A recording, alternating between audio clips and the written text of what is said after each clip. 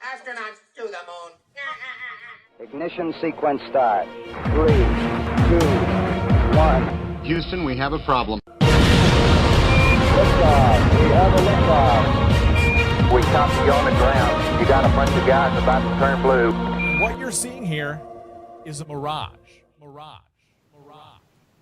What's going on, everyone? It's Jaron from Jeranism back with another live video for you.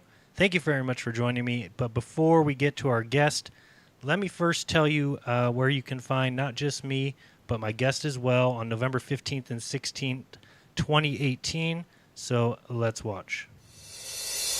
Are you ready? Because we're taking it to the next level.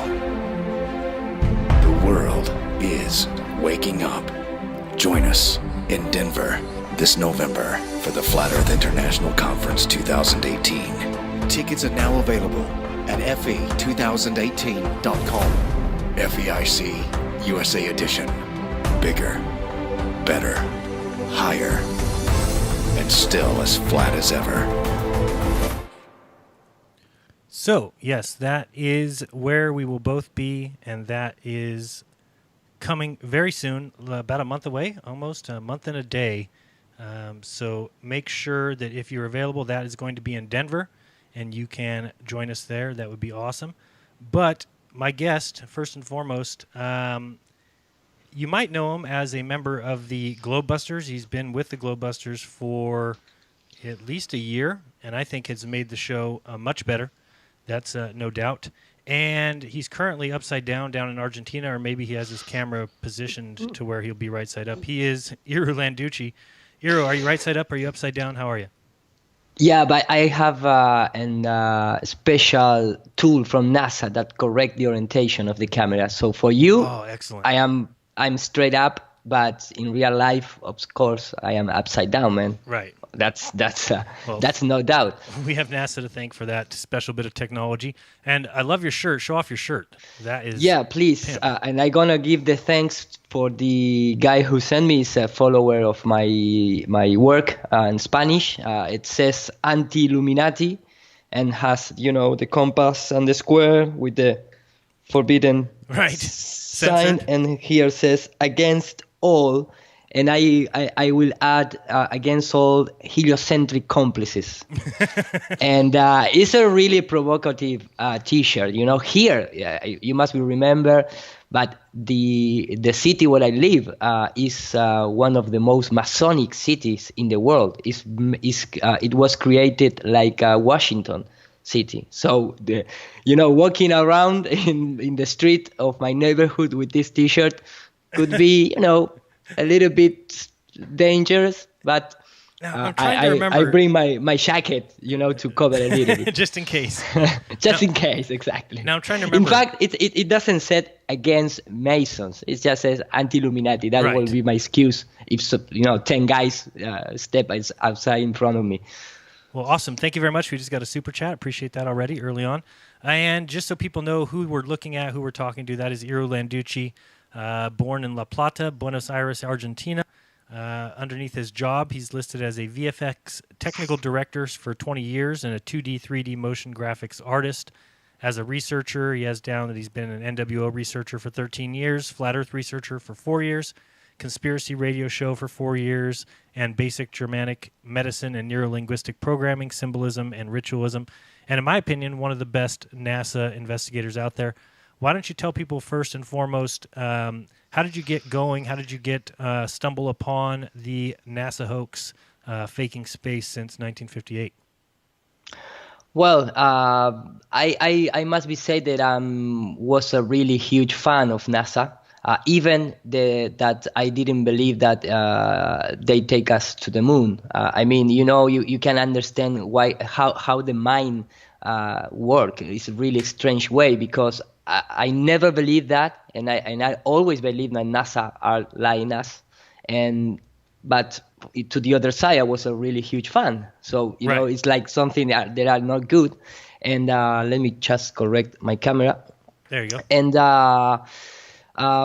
like you said, and like you read before, I was in the conspiracy, conspiracy shows, science for years ago. I have my own radio show, and I was in my house, searching for something to share with my audience, and I come across with the article talking about the non-existence of satellites. Not existent are they like they tell us, but all the functionality that supposedly represent a satellite is made by a complete and huge arrangement of other equipment, like antennas, radar, balloons, blah, blah, fiber optics, blah, blah, blah, blah. Right. And the end of the article proposed to find one picture of real satellite, from the ground, or even the real picture of the globe. And as a visual effect artist, I work doing that a few times, for History Channel, for commercials, and all the time that I made that kind of motion graphic pieces, all the time we focus at the concept art in fake images, just concept art Right. images. So in my mind start to start falling all the pieces together, and after that moment I never can go back to the Right. globe. And That is what happened. if people have any hard time understanding Iru, obviously English is not his first language, but I'm super impressed with the amount of English you know. I certainly don't know that much Spanish. I can say, que pasa, about it, a couple more things. I worked at a Chevy's Mexican restaurant for about 2 or 3 years, so that's the extent of my Spanish ability. That is your expertise That is my in the expertise. Spanish language. Yeah, exactly. Okay. So I will be tonight if I can. If he says something and I need to help interpret it a little bit, Please. I will step in and kind of help out. But so you're basically saying that you had seen some questions about satellites and whether or not there was pictures of the globe. Now, you said that you had worked for History Channel and some other TV productions. Have you ever done you've done motion graphics of the Earth? But made, Yes. But made from what? How do you put together a motion graphic of the Earth? What do you use? Basically, you create a 3D model of a sphere, a perfect sphere, and you download it from NASA. Pictures, flat pictures based on Mercator maps, and you wrap around the sphere, and then you start working on, creating the atmosphere and creating the glow of the atmosphere, putting the clouds, but that are all different layers. So you can animate the clouds and make it morph together and also rotate around the Earth. Depends on how pay your client and how quickly you need to create. You're gonna dedicate more time than the others. For example, if you make a globe for a news intro, you make it like more graphic style. But from movies, you're trying to get into the detail perfectly to try to convince the audience that was real. Right. And we made both of those situations, even creating also satellites. Awesome. Yeah, and if people have not seen Globebusters, you should, and congratulations to us that today we hit 40,000 subscribers, which is unbelievable, amazing, something that was never expected when it was just started 3 years ago is, hey, let's go live tonight and call it Globebusters, and that was, the rest is history. But so congratulations on us for that. Thank you, Bob. And I know he's out there. Thank you, Bob. Thank you all the mods, too, and everybody in the chat. Appreciate you joining us. What we're going to do tonight is we're going to have Iru kind of present, do a presentation. He does this a lot on Globebusters, and if anybody's watched the show, you'll know he has great organizational skills, far beyond mine. He's able to pull up videos and some of his 3D graphics so quickly and fluidly that sometimes you think he's got it ready, where no, he just went and grabbed it out of his computer and decided to share it just because we were talking about it. So he's got a little bit of a presentation tonight, but you can also see, I'm sure he's got in the presentation some of his 3D modeling, or go watch the show from today. I thought today he did a great job showing how the rays of the sun are actually radial and are not parallel unless you're looking at a very local area. So if you go outside today with the sun out and you're looking at two telephone poles, chances are those shadows are going to appear to you to be perfectly parallel. He showed today how if we took a camera and moved it back away from the earth or got up higher, we would get to see the truth about those shadows. So I thought that was really good. But those are the kind of things I think that are presented by Iru that are without par. I don't think anybody else does as good a job at kind of busting NASA. And I have to say, for me, I thought there'd be so many more people that would see some of the stuff, and I'm not tooting my horn. I'm just saying when I started to discover some of this stuff, I said, well, man, all other people need to do is start seeing what I'm seeing, and they'll start making videos of themselves, and that's what Iru did. I'm not sure where it coincided with my stuff, but it seemed like I loved watching a lot. Yeah, and I loved watching Iru's stuff. Anybody else doing NASA debunking or Mike Helmick, or there's so many people in the community, other people that have really tore NASA a new one, and so hopefully we get to see that tonight. So Iru, without further ado, floor is yours. Present. Okay. Oh man, you are telling me that I can present. I know, my it's screen. rare. No, I can't believe this is. You're gonna kill me, man. It's so exciting. I just hope your sound works and we don't have any audio issues, then we'll be fine. Okay. I'm going to start sharing my screen. It's internal shock, for the people Yes. that maybe doesn't understand why I'm so happy to share my screen.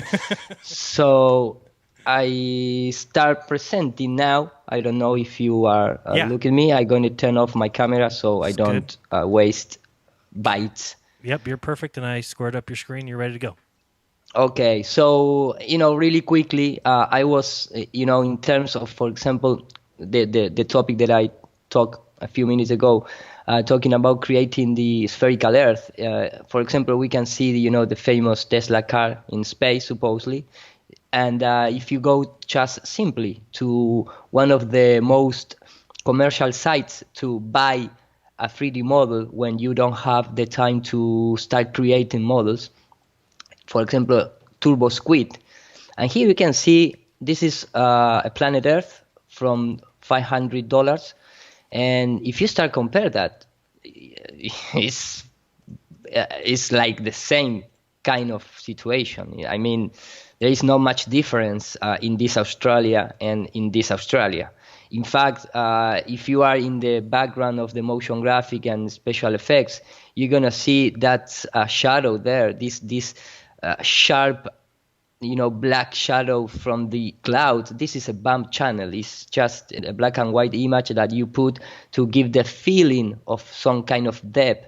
But I mean, for me, it's no doubt when you see these crabs, you can really quickly understand how it's made. The other situation is they are faking everything, or they are putting a screen and then make the car rotate in the platform. That is what I believe they're doing. That is why you get this reflection and things like that. But I mean, they can fake it really easy in our days, Yeah, absolutely. Some of the stuff that they're using now and this augmented reality too. I mean, it's just the time has passed for us to be able to really pick apart some of their footage. That's why I love going through the old stuff, because it seems like with the newer stuff, it's going to be tough to differentiate real from fake. And that's why we're trying to point out as much as we can this stuff now, because motion graphics are getting too good. Yeah. In fact, that is why for me in the old days, they have making better, because what they did is just painting a ball. And this is, a U.S. patent. I mean, this is in Spanish, but it said like a device for reproduce illusion effects. And this was patented on 1905. And you can see the example. The example is a sphere with the world painting over. And then you have, for example, the Mercury engineering trying to cheat us, basically. And that is why the people say, hey, at that time, there wasn't any kind of digital composition, of course, but there was matte painting by hand and analog composition. So they paint in the balls and they film those painting balls, and that is all. It doesn't have any kind of irregular situation, or you didn't, be a magician to create this. The matte painting artist exists from the Hollywood start. It's one of the most oldest techniques to recreate a landscape that you never gonna have in real life. So Right. And then think of how easy it would be to, circulate a sun around it and get your shadows and get your, people would say, oh, well, it matches what we see, and it matches what you would see on this supposed sphere that they've obviously presupposed and told you live on. So, yeah. Yeah. In fact, one of the most iconic guys behind the fake moon landing, it was this guy. All the time I show Roger Hayward, which was a Freemasonry guy. He worked for Walt Disney, for the CBS, and this was known in Hollywood like the guy who created the moon.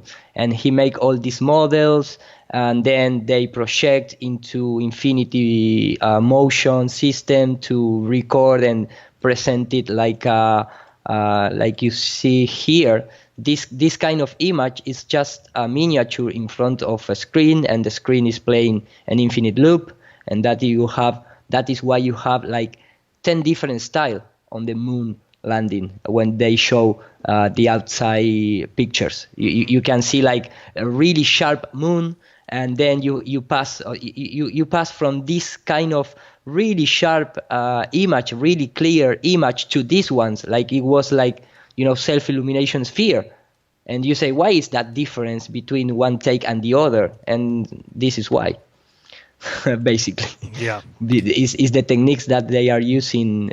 I mean, this kind of, when you see here, you say you mean this moon is like a transparent moon, and that is because it's a screen, and you have the own light in the screen, right? And you have the miniature in front.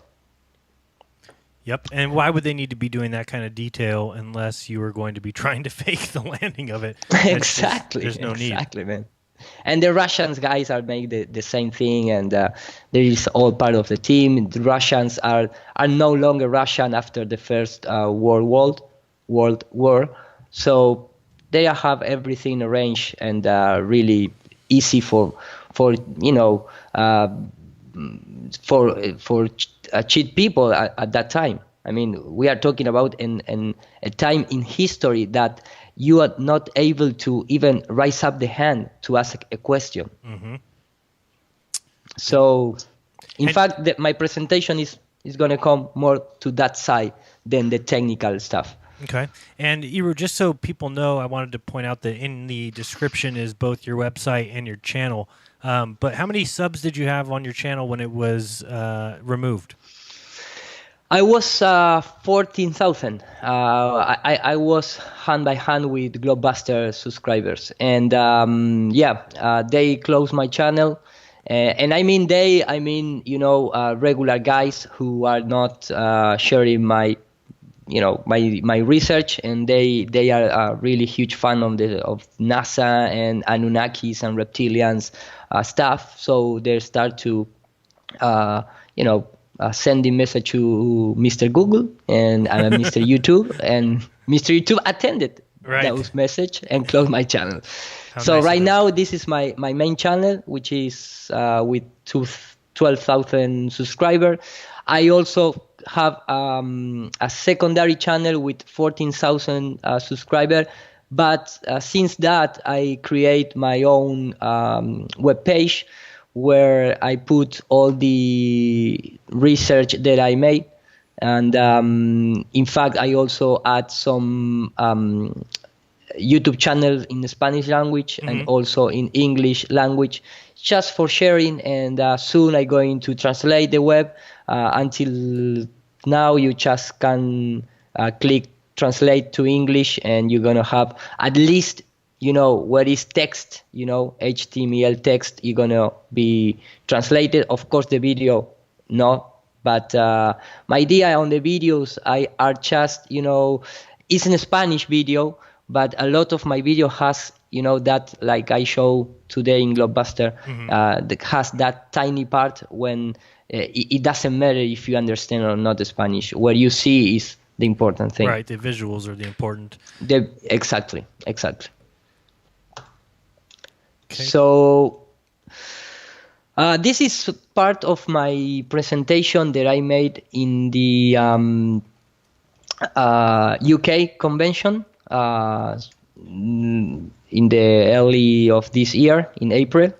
So at that time, I make it really fast because the time, the clock start ticking, and I only have 1 hour, and I have a lot of information to share. So if you don't mind, man, we can spend in the next 2 hours sharing this stuff. Shoot it. Let's go. And I'm going to start, this is my YouTube channel that I show a few seconds ago. And my presentation is based, the presentation has a lot of slides, and I'm not going to show everything because it's a lot, and part of this is going to be presented in Denver. And in fact, all the slides that talks about the electrical universe, I just scrolling down to everyone see how much information that I have in this PowerPoint. Is about 5 gigabytes of of information. Yeah. Well, yeah. Try and pick the best stuff if you want. Maybe we could try and keep it to an hour, but you can go as long as you want. If you've got good stuff to share, share it. Okay. I ain't going nowhere. In fact, maybe if it's a little longer, you can split in two after that. Okay. What you can do whatever you want, but I want to go in the first 60 slides, which is more in the social situation about flat Earth. It's mixing with technical things, but for me, one of the most important topics is trying to understand why and how and who are creating the heliocentric model from the scratch, and how it's easy to to put that kind of belief into the people when you're controlling the media. And this is why I like to share this presentation. It's not just technical stuff like I regularly do in Globebuster or even in my channel. So maybe something that some videos that I'm going to show, everyone have been see it before. But for the, because I want to keep the order of the slides, I'm going to present it also. So, like this kind of video that I'm going to show, everyone see Obama talking about the flat Earth. But the real thing is a lot of people that they doesn't believe or they don't give any attention to the flat Earth. When you show real people talking about this at this level, because a president is, for the regular mindset of the people, the president of the United States is like God on the earth. So when you start looking and when they start seeing these kind of characters talking about the flat earth, they start to wondering, what is going on? Why this kind of guy, which supposedly is a governmental guy, why he's talking about the flat earth?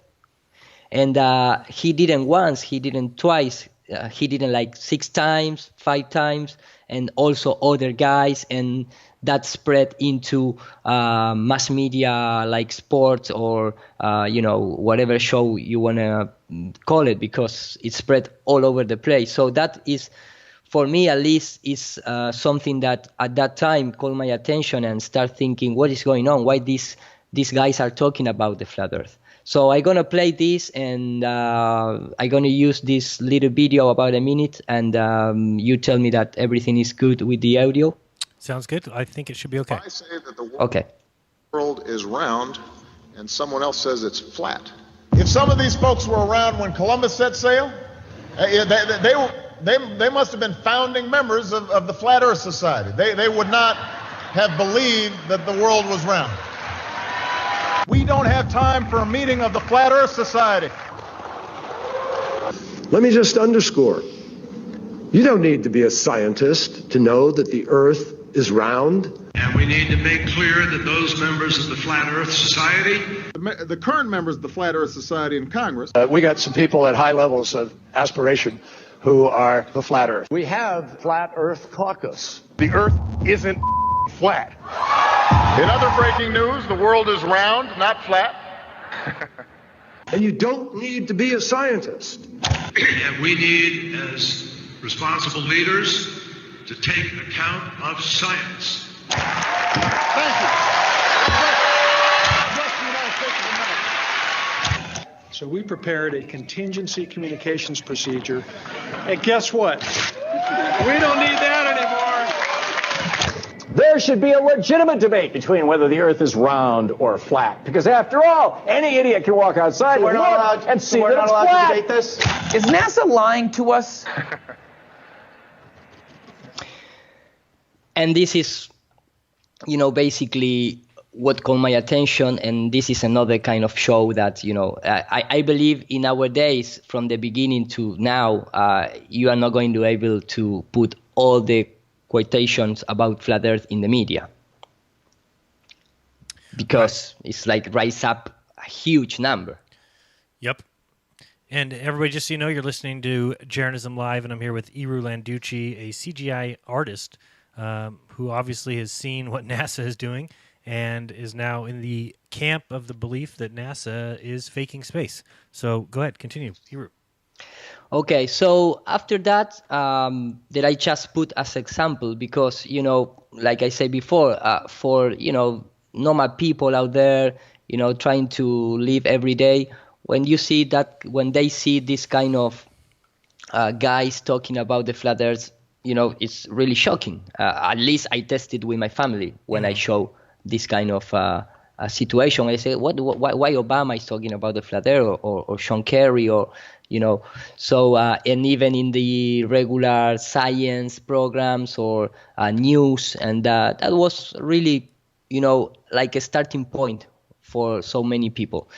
Of course, then everybody knows that when you go to statistics, you're going to find, like, surprisingly, because I never think in this situation where it's, prestigious companies, when they present some of these statistics, they talk about like 1 in 4 Americans thinks the sun goes around the Earth, and 1 of 3 Russians thinks like the sun spins around the Earth, which is something that maybe if you don't read it, you never think about it. I mean, right. You see all day looking up in the sky and see that the moon and the sun have the same size, spinning around above you, but you never think it in that thing.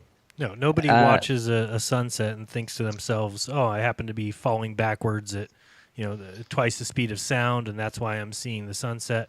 Even though that's what you have to believe if you're a heliocentrist, that the sun is not moving, that you're the one spinning away from it, and you just don't think about it.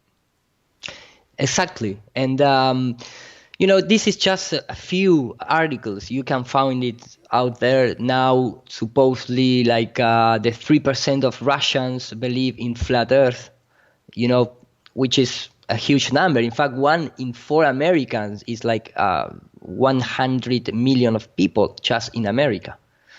And you start feeling that you are not alone, when you start have this kind of thinking. And at that time, when I was prepared this presentation from the UK convention, I just captured this image, trying to show some statistics. And that time, when you get into YouTube and type flat Earth and you filter by uploading videos, this was the results that YouTube gave me. And now, for example, if I make the same thing and I type flat Earth and I filter by uploading date, nothing happened. I mean, maybe it's something here in my machine, but they don't show you any kind of number, or at least I didn't see it in my browser. But I tried in regular Internet Explorer, in Chrome, in Opera, and Mozilla, and it's like they changed this. In fact, it's not only changed it. When I did it live, the result was 30 million. So, I did it live on one of my shows here in Argentina, and I say, what happened? 1 week ago was 20 millions, and now it's just 13 millions. And now I can't even find it anymore. So, you start wondering why this kind of, like they're trying to hide something. Right. Yeah, I just did the same thing for my machine and got the same results. So yeah, I don't see a number there. And I don't know why they changed that situation. I mean, it could be inside, if you instead of touch 1-2 buttons, you must go another page and do another things. But before it was just one click, and now you don't have it more in one click. Mm-hmm. So after this, when you go to, at our days, 2017 and 2018, because we are, I think we are creating and making some really, really nice work spreading this topic. The mass media and all the guys out there, they don't have any more chance that attempting this situation and trying to ridiculize or do something else to try to distract you. And I represent this in this short clip based on media, and I'm going to make a play. And the number of people who think so is growing. You may think it sounds crazy, but in 2017, thousands, if not millions of people still believe the world is flat. Now, scientists say that's actually a symptom of a bigger problem, and it's the subject of tonight's special report. Flat Earth theory is actually getting pretty popular. Yeah, believe it or not, in 2017, the number of people who believe the Earth is flat is actually growing. The biggest concern with the Flat Earth movement is how fast it's gaining steam. To leave you with a scary thought this Halloween night, scientists are worried that Flat Earth could become a political issue, like climate change, vaccination, or evolution. Guys. All right, fascinating stuff. All right, Aaron, thank you. Very interesting. All right. Oh, my goodness. So we're talking science stuff. All of this with the global warming and that, a lot of it's a hoax. It's a hoax. I mean, it's a money-making industry, okay? It's a hoax. And I put that short clip because when you start looking and you start hearing the guys on the mass media, of course, that is only one TV show, but represent a lot of other TV shows. And they finish the presentation or the news talking about the political issue like climate change, vaccination, and evolution. So why the people in 21st century start questioning these three pillars? You must be wondering, because the people is not turning crazy. Right. And and when you have this kind of character like Donald Trump talking about the industry and the business of the global warming, of course, a lot of people can think, no, but that is a puppet. I don't believe anything that guy says. And you can choose whatever you want. But we have a Nobel Prize, Ivar Gavier. He was a Nobel Prize from physicist in 1973, and he is talking the same thing. So you don't even take into consideration the words of a Nobel Prize guy, which said the same thing. Global warming really has become a new religion because you can't discuss it. It's not proper. And they say you cannot discuss global warming because we believe it's happening.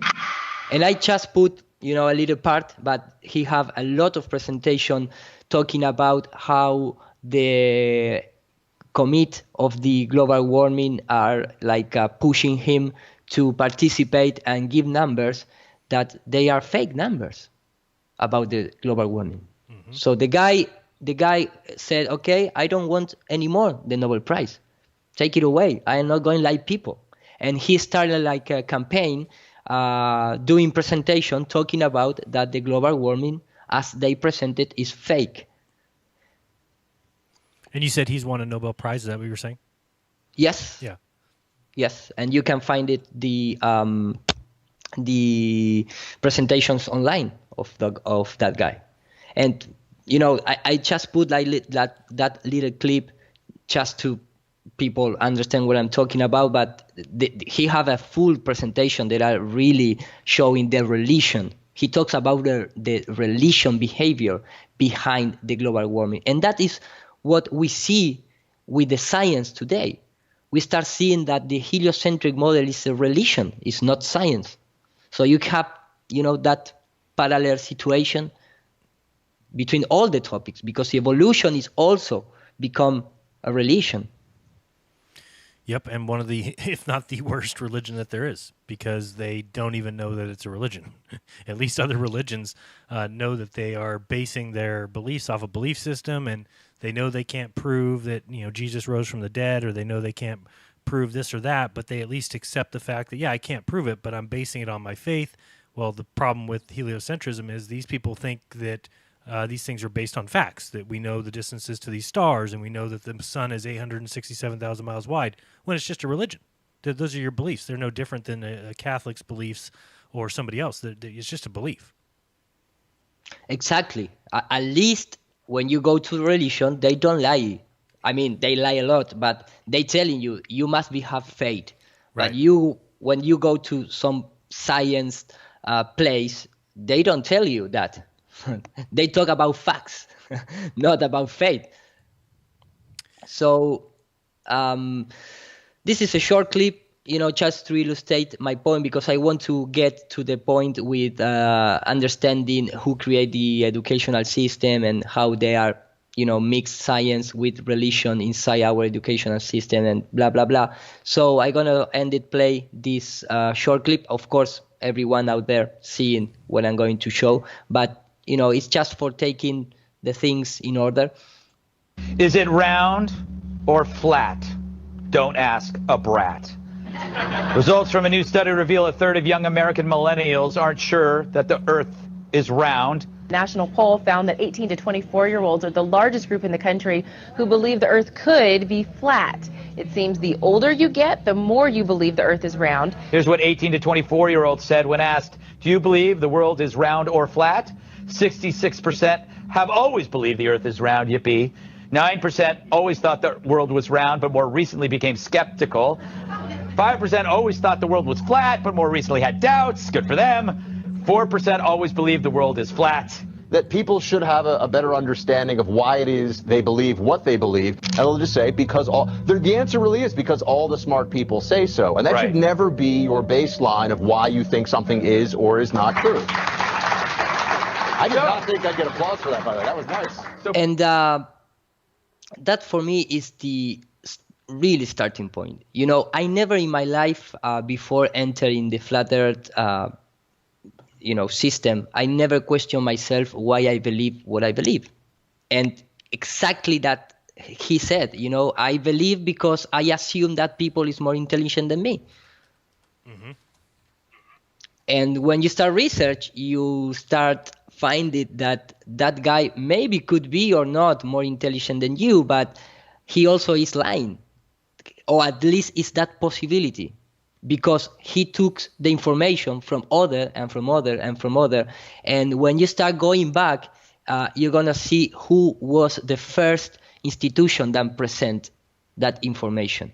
And you're going to realize that guy who teach you, they don't, or at least, he never questioned himself why they believe or teach what they teach, what he teach.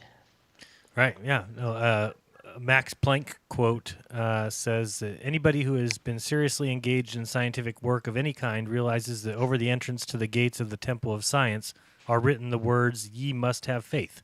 It is a quality which the scientist cannot dispense with. So yeah, how many people think that science doesn't have anything faith related, that it has nothing that has to do with faith, when they don't realize the entire body of science is a faith-based system? And Max Planck, one of the greatest, is right here saying that the entrance to the gates of the scientific temple says ye must have faith. Yeah.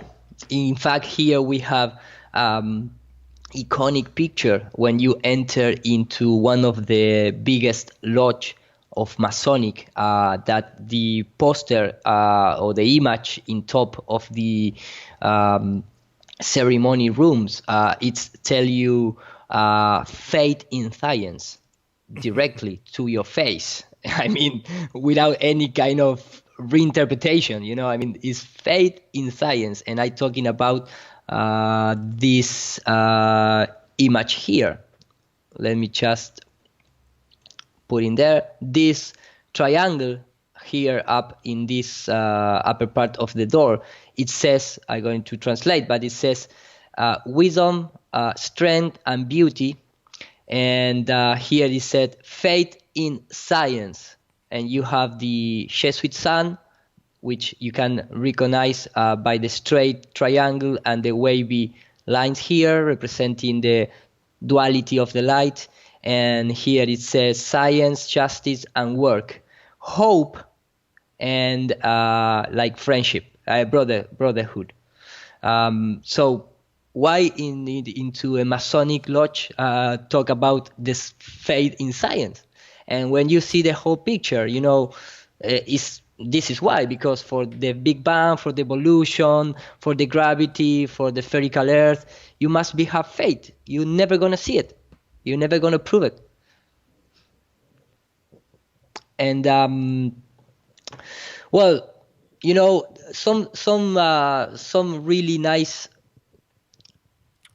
paragraph that the woman in the news said. It was it's like when you get older, you're going to believe more in the spherical Earth, but when you are younger, you're going to believe less in the spherical Earth. And for me, it's a really important situation to understand, because that is why we are rape in the childhood and put so many ideas that you're never going to prove. And you have the institution, at least for the occidental part of the world, which is in arrangement with all the other institutions like the ONU, like the OMS, like the OTAN, like the FMI, with the UNESCO, which is all made in the same base, owners. I mean, they create all these institutions, are the same guys that present even the information of the mass media, the science information. They are all the same guys. Mm-hmm.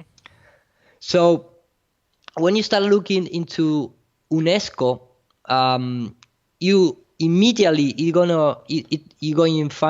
are going to find that the mystical and the hermetic and the mystery school are presented just in that institution at the beginning of the creation of the UNESCO. Of course, the UNESCO is the educational, scientific, and cultural organization. It's not just an educational, it's the institution that create the regular, stuff for the school children or the higher school. No, it create also the scientific education, not just the cultural. We know, that the words, I like to study the words, and because in the words you're gonna have a lot of symbology, and all the time these guys are referring to one, to the one order, the one world, the one institution, and you're gonna see it, when you read from left to right, or when you read right to left, or in so many language, because maybe if you are an English guy, you're never gonna understand what it means une, but if you are in Spanish, you're gonna understand that. And they create all these layers of symbology for distract you, or for you didn't understand what they are talking about. So when you go to the first reference, who was the first director, for example, of the UNESCO, you're going to find that was Julian Huxley, from the British family of Huxley, which was an internationalist, eugenist. He was the first director of the UNESCO, and he also was a British gentleman. And of course, he was, the family was the famous for beginning supporting the Charles Darwin religion. And that is, you're going to start to realize that the educational system is just to create, little humans, robots to work for the factory and just receive not education, but instead you receive an indoctrination. You receive like a software to do what they want you to do. Right. And yeah. the brother, he's a eugenics, right? He was into eugenics, which is exactly the science of improving the human population by selective breeding, basically. Yeah, the whole evolution theory of Darwin was based on Malthus studies that he said the more rich people is going to survive, not the more efficient based on nature. It's an eugenetic behavior. They want that. In fact, in the Malthus studies that also taken from Charles Darwin, he talks about like the white people and rich people are at the end of the evolution chain, and the black people and women, are in in a situation which doesn't have any value at all. It's just for work, And if you want, you can go really deeply and study the original book of Charles Darwin, and you're gonna see the kind of spirit these people have. Now, and of course, the brother. Okay. You were gonna get into it. I was gonna say, isn't he the brother to Aldous Huxley? Exactly. Go ahead. Exactly.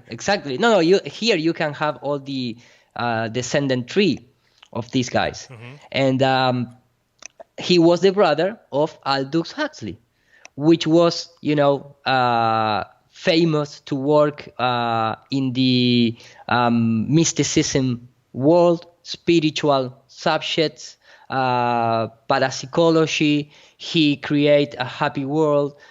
He create the perception, the door of perception, the Iceland, which is like, we can create human to take advantage of what we want, the organs or the handwork or whatever you need, because they are just like, meat walking, And he also write the adaptation of Alice in the Wonderland, which is a really occultist movie from Disney, and something like, for example, The Demons. He was the brother of the guy who directed the UNESCO. Yeah, so and Brave New World is the book that people in the United States would be familiar with because we were all required to read it. So most high schools required you to read Brave New World, which was by Aldous Huxley. Exactly, and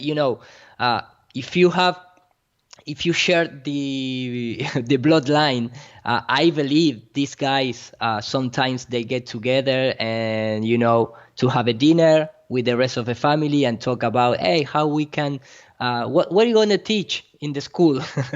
Right. What are you going to be your plan of study? And I've told people before, do you really have to put yourself in a position of being a rich family with a lot of power? And if you got together and decided, hey, what are we going to put in school books? You need to think to yourself, would it be we want all these children growing up to be as smart as we are? We want them to know the truth. We want them to challenge our business. We want them to try and take our money.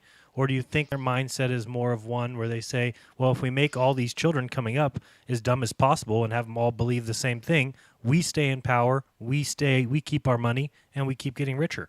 I mean, which one really makes more sense if you think about it? There's just not a lot of rich people out there saying, how can we give all of our money and all of our knowledge and all of our power away? It just doesn't happen. Exactly. That is why for me it's really important to understand how we get here at our day, believing a lot of bullshit that you're never going to feel it or prove it or measure, but you still have faith in that. And this is where it started, in the modern life, because it's come from 500 years ago. But like you said before, he's considered one of the most important representative of modern thought. So this guy, which was a mysticist, an occultist, which, well, and I just, this is, I take from Robert Bassano YouTube channel. This is one of great document he present, and here is the same. In our educational system here in Argentina, we have the same books and the same thing. It's not just something like happened in the United States or in Europe. It's all part of it because it's all made by UNESCO, which represent the unique institution for planning the studies. And for example, here you can just see a study made in the Illinois University. Here is the name of the project. You can download because it's available.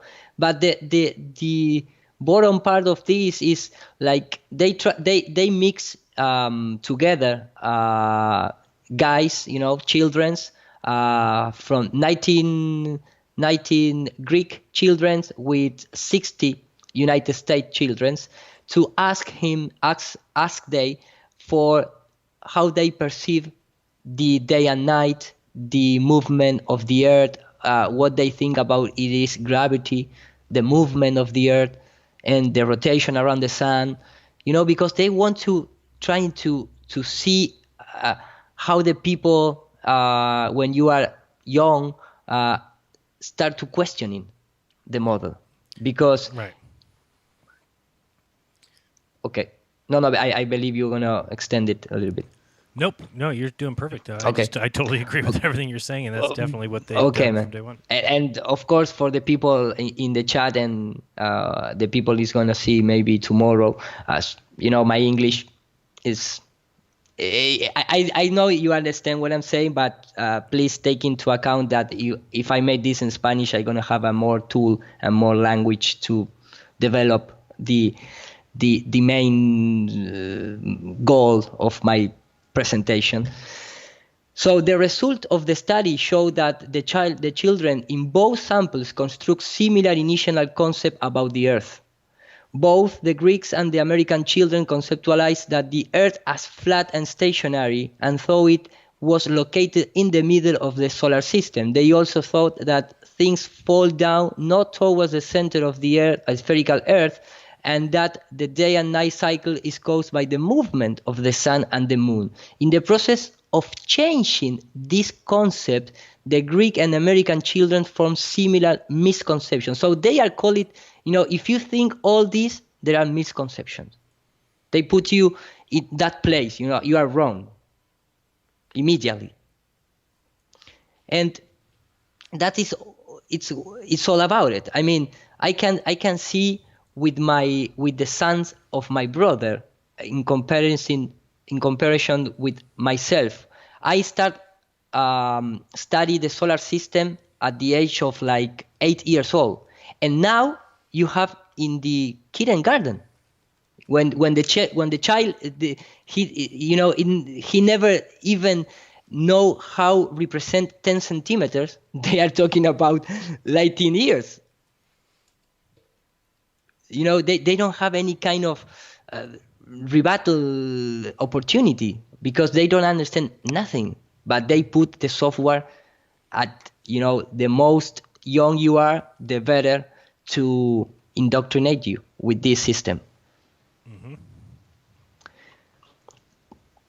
So when you go to, for example, this is a text from the university here in Argentina. When you go at the first year in University of Psychology, for example, they give you this paper to read. Of course, it's a book, it's a complete book. This is just a page of that. But I show this because for this heliocentric radiation, it doesn't matter the age. They're going to start as soon as possible, but they are going to keep repeating through the age of your life. And you must be taken into account that a person here in Argentina entered to the university at the age of 18 years old, 19 years old. So the first thing you're going to read, for example, in all social studies. It's not just in psychology. It doesn't matter. It's based on the social careers. They're going to teach you like the heliocentric theory, the evolution of the species theory. In fact, they type theory, and the discovery of the unconsciousness based on the Freud ideas. So here you can see the same behavior, the same planning of brainwashing. So when you start looking out there, all the careers that you can pick up and choose for your life, when you see here, there's one that you can choose to study. And it's in a green color from the center to the top. And yeah, it's exactly that one, which is the astronaut career. So, for example, for being a pope, you're not going to study that. I mean, you're going to be selected by a finger. To be an astronaut is the same. To be a 33-degree Mason is going to be the same. There are for be the director of the ONU, of the director of the UNESCO, of the director of the OMS, all those institutions that really have an impact in the real life of the people doesn't enter in the democracy system because you are not going to select them. No one of those representative, help me. Well, I want chairs, if you want to see like in that way. Right. You're not going to select any of those people that are going to sit on those chairs. Mm-hmm. And when the people start asking, but if the flat earth was true, you have to have, so many people into the conspiracy to, all the pilots of all the mathematicians, all the biologists, all the blah, blah, blah. No, because they are received the same educational system. Right. Yeah, they're all reading from the same books. And I've said before that, no astrophysicist has been to space, so therefore all astrophysicists who are the PhD, the smartest it gets when it comes to outer space, none of them have ever been there. Zero. And it's just something that, of course they all believe the same thing. They're given the same textbook and told that they have to regurgitate it. And whoever does the best at memorizing what's in that book, those are the people that become your astrophysicists. Whoever are interested in those mathematical equations and the fantasies that they put on paper, those are the people that move on and then teach that to the younger generation. So, no, none of them have to be in on the lie at all. Zero. Exactly. In fact, as we're going to see, all the, when you're talking about, I like to see in this, like this, I'm opening the image in the other monitor, so that is why I'm taking my time. But I like to see these, equations and all this system like an old computer system. And I mean this. In early times,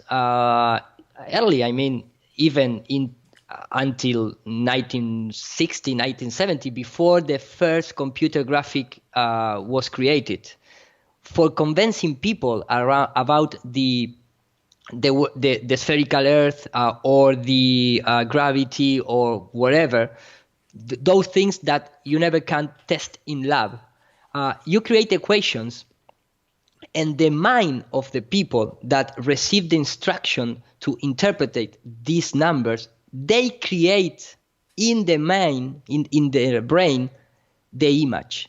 Mm-hmm. It's like the computer does today. When I look, or when I show this helmet here, and sorry because I opened this, is from a work, but when you see this situation here, you believe this is a real object inside the computer, but it's just number. The computer have the instruction via the programming software to interpret those vectors into polygons and then into a coherent shape. And when I click render, it represents all these lines with the light bounces, the shaders, the shadows, blah, blah, blah, blah. And you have the image. But this same concept was this one, from the mathematicians or the physicists. These numbers represent an idea into your brain to understand what they're trying to show you that is impossible to show, which is a black hole, or which is, all these supposedly forces out there. So they put into your mind a lot of numbers, and your brain is start forming that picture instead of computer. Right. Mathematically, they can show you some idea of the Big Bang, but that's why it makes no sense to talk about when you're saying everything came from nothing in a nanosecond or in an instant, and there wasn't even space here. Then all of a sudden now there's space, and it's all mathematical. It's just their version of the same pictures that maybe we have in our mind when we picture an exploding star or something's exploding, but it's just a different way of looking at it, a mathematical way. And yeah, is it more exact than a mental picture? Sure, but the problem is it doesn't make it real. Exactly. It doesn't make it real. Doesn't matter the beauty of the equation. No. It doesn't make it real. Nope. And so when when you start, I just show a few modern examples and what we are today with the educational system based on heliocentric concepts. But when you start looking backwards, because, for example, when you start asking who determinate the distance from the Earth to the Sun and how, in that time, you're going to see a Jesuit put in there. When you start asking who create the concept of the Earth being spherical and have a core, melting, core inside, it was a Jesuit. Who created the first system of projection image? It was a Jesuit. And everything you start looking in the Occidental part of the world, which supposedly was made by scientists out of the dogmatic system, it doesn't come to that. It was made from a guy who was maybe a scientist, but inside of the dogmatic system. Mm-hmm. So when you start asking what was the, quote unquote, the first universities, the first one verse of the history, where it come from, you're going to see, of course, the first guys who have access for study. We must be back really, really in the beginning of time, if you want to see like that. It was just religious people. Mm-hmm. Nobody get access to study like maybe you have today. It doesn't matter if you have money or not. You must give your entire life to the order and enter in some religious institution. It doesn't matter if it was the Catholic or the Christian or the Veda or the Buddha. It doesn't, or the Sumerian or Babylonian. It doesn't matter. You must enter into this order, which never was allowed to enter women's, for example. It's just men's, and you give your life to the order to have access to understand what letters means, words means, because the rest of the world is just workers. Mm-hmm. Illiterate, usually. Especially back then. They couldn't even read or write. Nothing. In fact, that is one of the first things that I'm starting to say, okay, man, the Bible, for example, who write the Bible? Because if you want to believe the original story, the apostles, they don't know how to write. They don't know how to, they are not educational people. They Right. just fishing guys, supposedly. And at that time, they don't even have ink or paper to write nothing. They don't come to home and say, I'm going to write what Jesus tell me. No. And pick up a paper and then, a pencil and start writing. No, and it was over 100 years till they even say that happened. So yeah, it's an oral tradition, passed from mouth to mouth and then written down long after. Same thing with the first part of the Bible. Exactly. But again, for having that kind of knowledge and having that kind of access, you can be a regular people and say, I'm going to be a study, and then get away from the order and live my regular life with my family. Right. Never. So the first guy who started studying the sky, the cosmology, the mathematics, the alchemy, the biology, all that kind of real important knowledge, there was all highest priest. They never was, regular people. So after that, you're trying to look at like in the timeline. After these guys, put all together and start saying, okay, we need to create, like people that represent us in the community, and start creating these layers of power, which in our days you can see it like the Masonic guys or the Illuminati or the Malta Order, or you can name it, because in our days we have a lot of them. It was the alchemist. This kind of knowledge, the first people that receive, and that is my opinion, okay? But the first people that start receiving this kind of knowledge was the guy who ended be, like an alchemist, like these people that live all the time inside of, quote unquote, lab or laboratory and work for the queen, for the crown, or for the church, and makes things like, like in our days, who finance, who give the money to the scientists? The same institutions. Right. Governments. Exactly, governments. And when you start looking, who give the money to Galileo? It was who? The church. Mm-hmm. Who give the money to Newton or to Kepler? Who put the money to make that discoveries or creating the tools? It was the church. So when you start following the route of the money, you're gonna see who is behind. Yeah, and if you really want to get crazy, you look into the Jesuits and Islam. As crazy as that might sound to people, could Islam have been created by the Jesuits and the Vatican? When you look at the Quran, the only woman mentioned in the Quran is Miriam, which is Mary, Jesus' mom. She was born without original sin.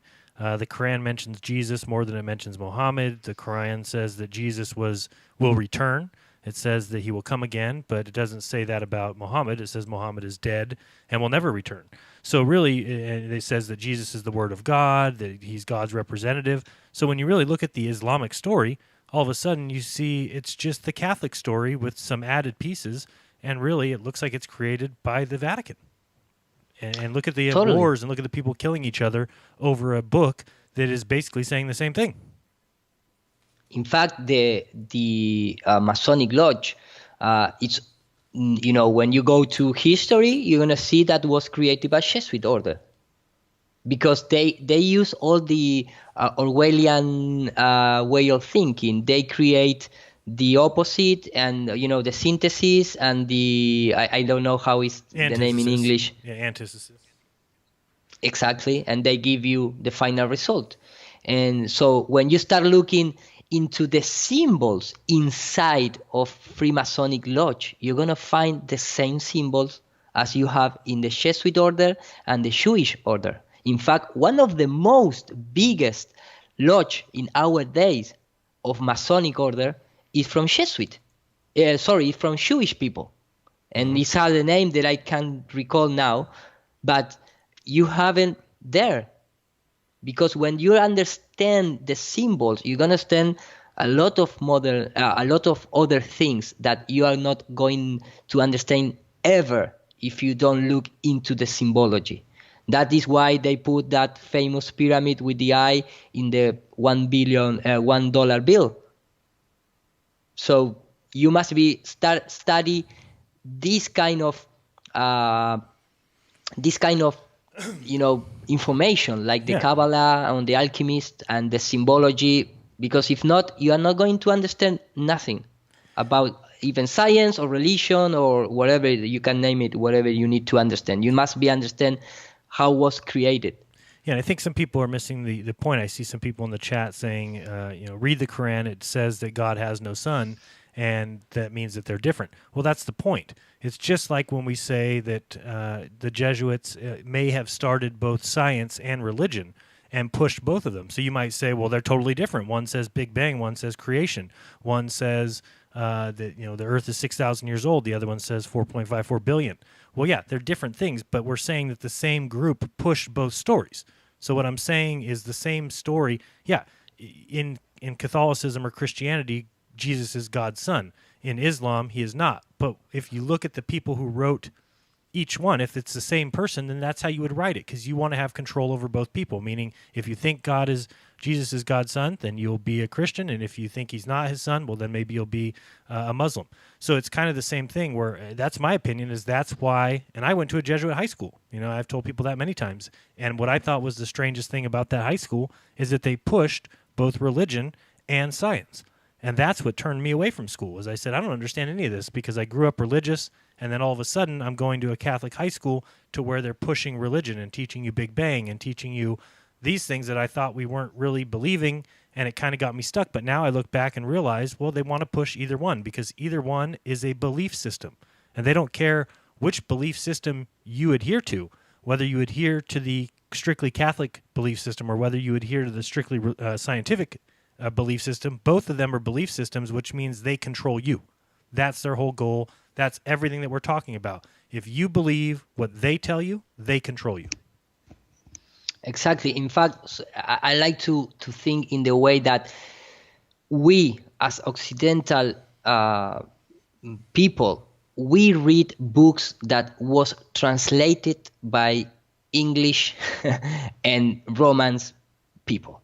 I mean, you don't have the access to the original books of anything that you read from a spiritual world, if you will want to look in that way. Even the Buddhist books you read was translated by English people. Right. And I always say don't trust men, and that's why I don't have the same belief. Do I think the Bible has truth in it? Absolutely. It's a book written by people. I'm sure there's a lot of truth in it.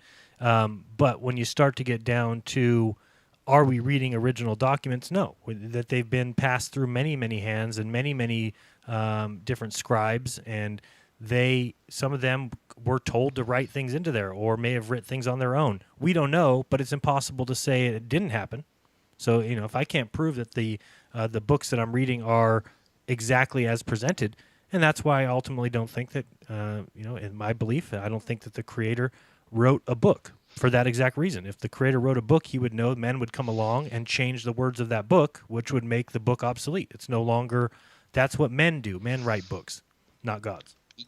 Yeah, in fact, when you start to look into, at least this is my transformation in terms of a spiritual paradigm. I mean, the real book of the Creator is the nature out there. Absolutely. When you start to contemplate the aurora borealis, how the water works, how the earth was created, how the weather, the cosmology, all the constellation, the stars, the sun, the moon, that is the book of the Creator.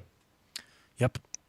And the only I like way to see that way. Yeah, me too. It makes it more comforting to know that it's the same thing presented to everyone, right?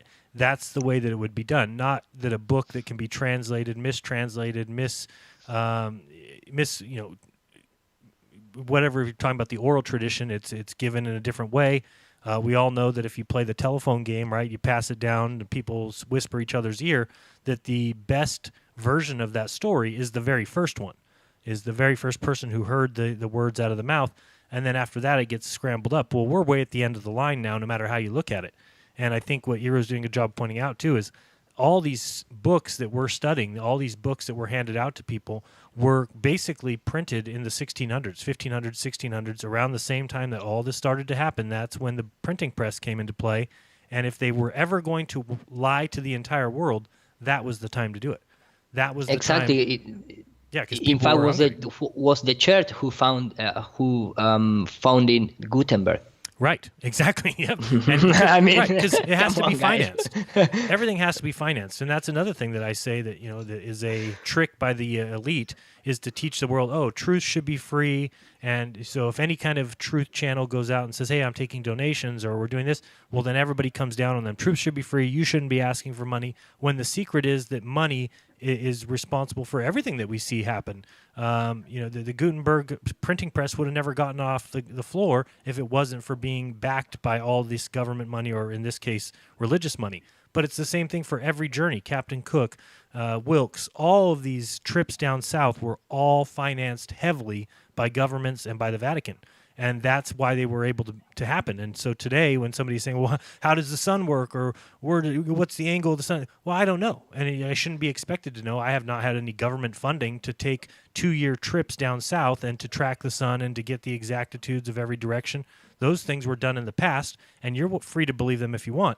But for me, I don't believe them because I just look at the history of them and see Captain Cook turned in his logs to the Queen, and they didn't get, they didn't get put out to the public, or they didn't get produced until 3 years later. In fact, his second journey, his papers were turned in, and he was already gone for his third journey, the one that he supposedly died on in Hawaii. He never got to see the pages of his second journey. So when we're reading that book about what's gone on between Captain Cook and where he went, well, all those things he never even got to read because he was dead first. So it becomes very important to look at who is printing this material, how is it getting out, and go to the Bible and look at who owns the Bible, and how the fact that the crown is the copyright to the Bible. So I mean, it just should make you question as to if you want to believe the Bible because there's lots of good things in it and it teaches you to be a good person. Well, by all means, do that. I don't care how you are a good person, and I don't think that the creator of this world cares how you're a good person. I don't think it matters that, well, this particular person was a good person because they believed in Jesus and they thought Jesus died for their sins. That's fine. You're a good person. But really look at the history of these religions that you're believing in and look at the bloodshed that's been taking place. I mean, that's what convinced people it was okay to have wars, is that you would be forgiven because you were doing it for God's sake. Before that, it wasn't okay just to go around killing people because you knew, or at least people thought, there was a God and you'd be judged on earth, or you'd be judged eventually for your actions. But when it became a holy war and it became the doctrine of discovery, go out to the new world and evangelize and put the cross in the ground. And if people don't listen to you, shame them, make them go off by themselves for days at a time. And if that doesn't change them, then kill them so that our religion takes over. So recognize that that's the reason that the majority of the United States believes in a religion that was forced upon the people that lived here. It was forced on you. You didn't have a choice. It wasn't like, well, hey, we're bringing over Christianity. Take a look at it. If you like it, join us. If not, don't. There was no choice.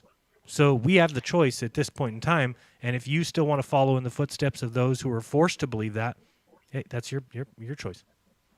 Yeah, I totally agree. And to live clear out there, they mix through with lies. So for me, the religious books are nice to read it, but you need to contrast with so many other information, because if not, you are not going to extrapolate what is quote unquote true.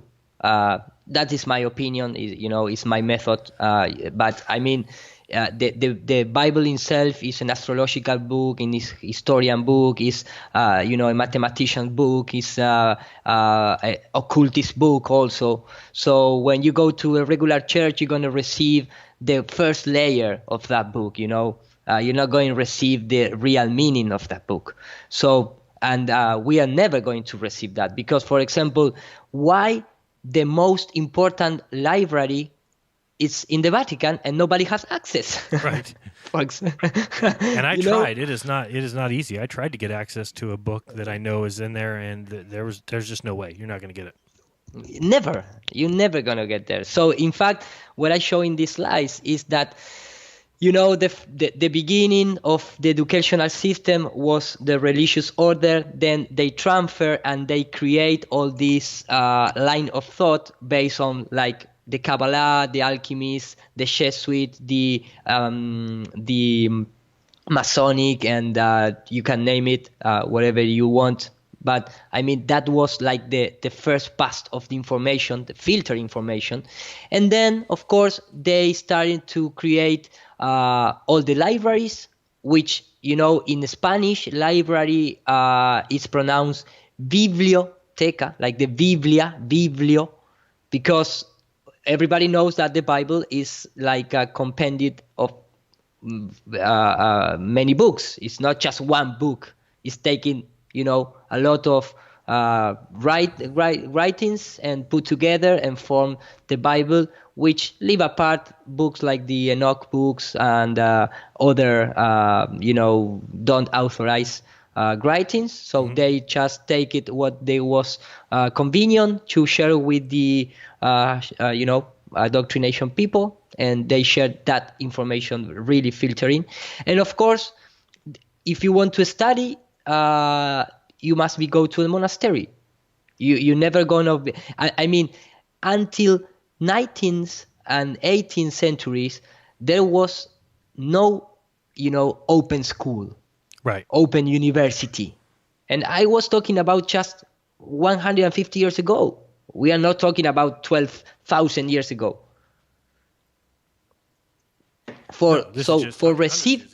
Yeah, go ahead. No, I was just saying we're talking hundreds of years ago.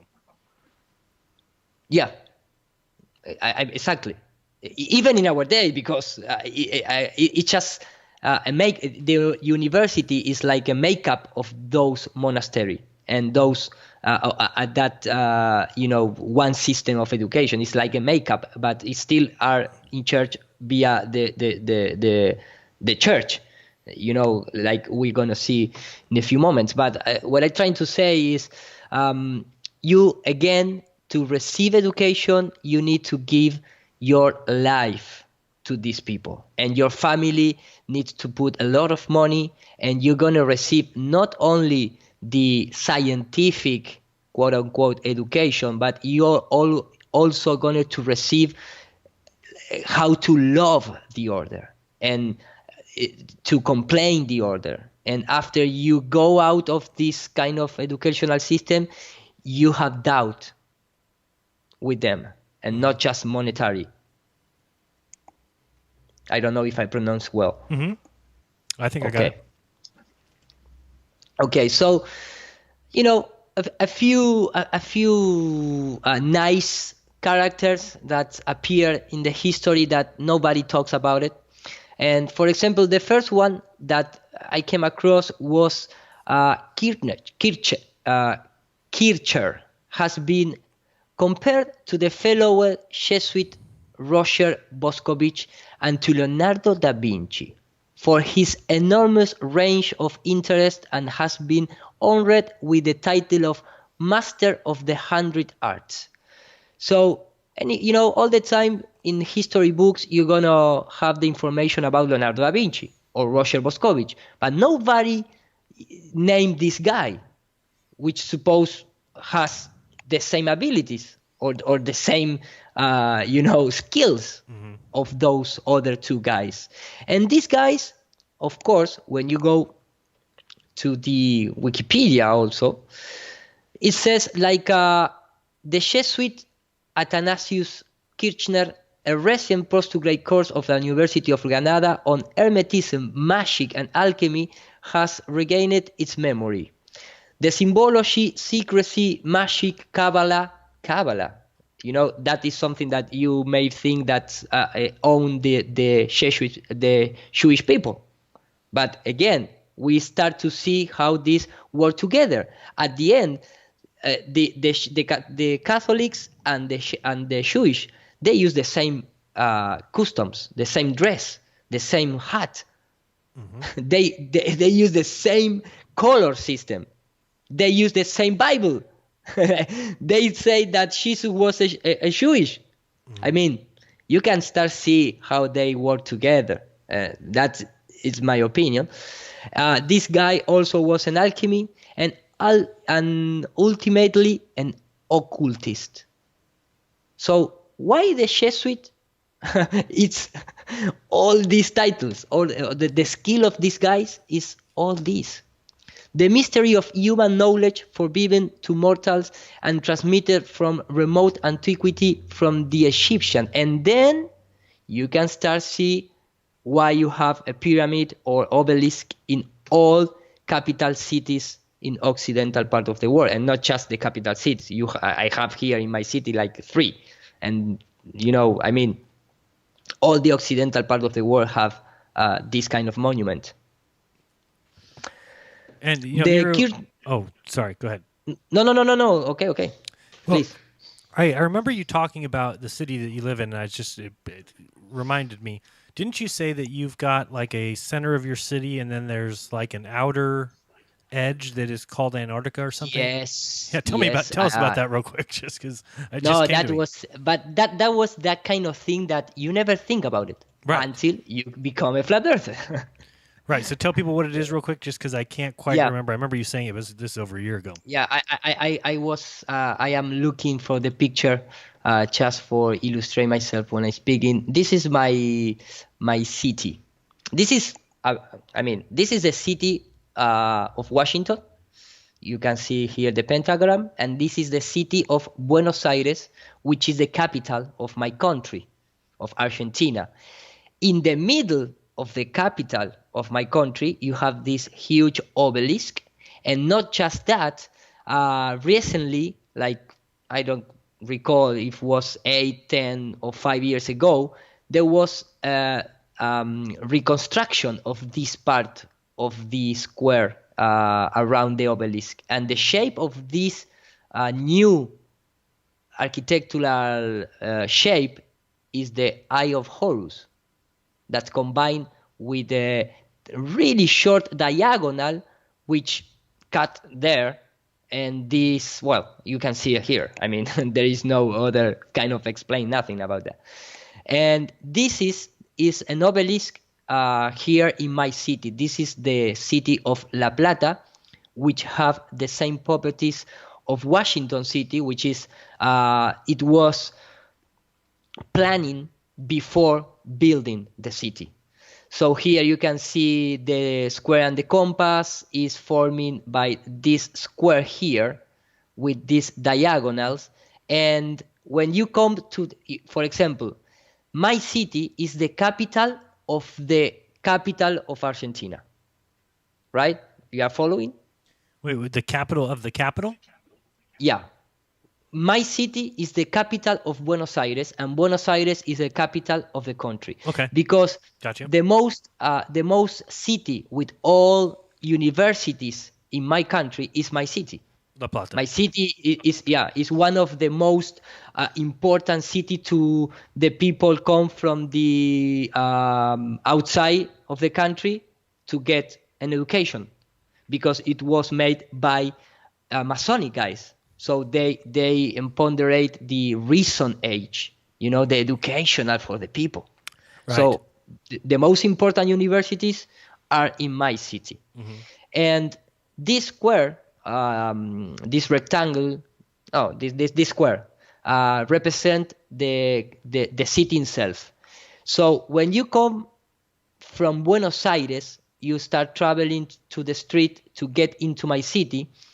You start entering for this part, and this street here, it's called Antarctic.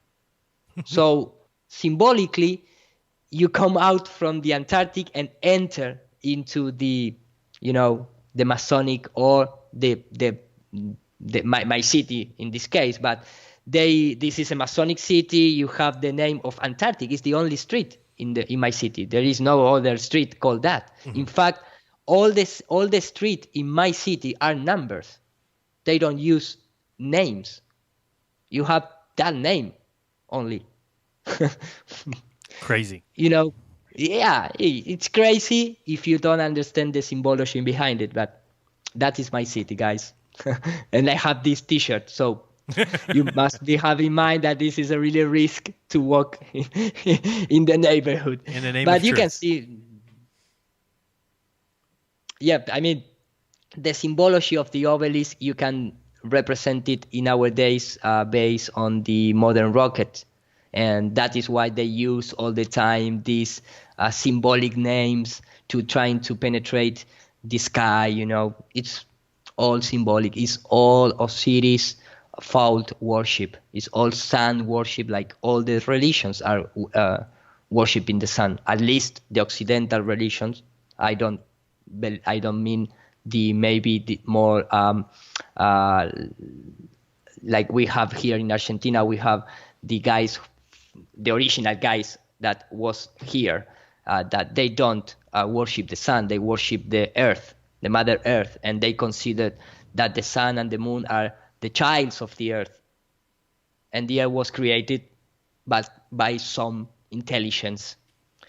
So getting back here, you start see that this guy, this Athanasov Kirchner, he was, like I said before, an occultist, Kabbalist, a magician, a secrecy, symbology, blah, blah, blah, blah. And they create the first magic lantern, which in our days is Hollywood. Mm-hmm. When you go to cinema, you're going to use an invention made by Jesuits. And look how iconic that it is, the image that they project in the magic lantern. Why they don't project a nice landscape with no, they project a demon.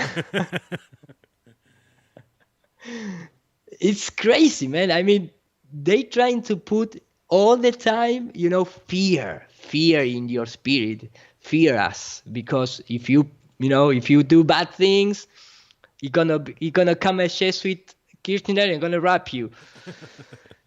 So you can start see how these orders are created based on the Egyptian knowledge and transforming that Egyptian knowledge into their own convenient system.